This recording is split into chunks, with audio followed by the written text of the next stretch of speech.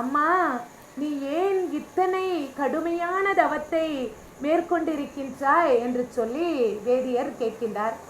என்னுடைய ஈசனை நான் மனம் செய்து கொள்ள வேண்டும், அதற்காகவே நான் இந்த தவத்தை மேற்கொண்டு இருக்கின்றேன் என்று சொல்லுகின்றாள்.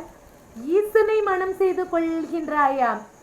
புலி தோலையும் கழுத்திலே பாம்பையும் தலையிலே பிறையையும் கங்கையையும் அணிந்திருக்கக்கூடிய அந்த ஈசனையா நீ மனம் செய்து கொள்ள போகின்றாய்?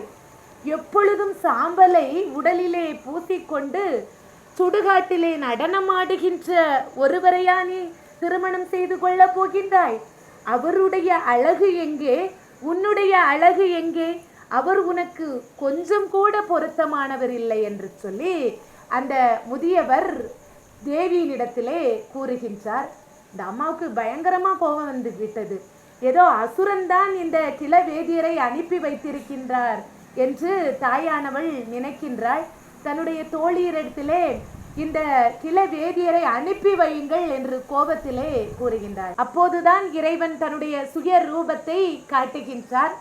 உரிய காலத்தில் வந்து உன்னை நான் மனம் செய்வேன் என்று சொல்லி தேவியினிடத்திலே சொல்லி அனுப்புகின்றார்.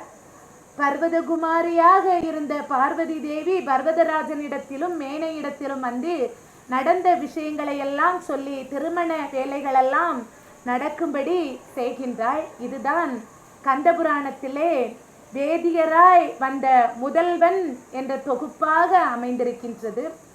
மீண்டும் ஒரு தொகுப்போடு சந்திப்போம். நன்றி, வணக்கம்.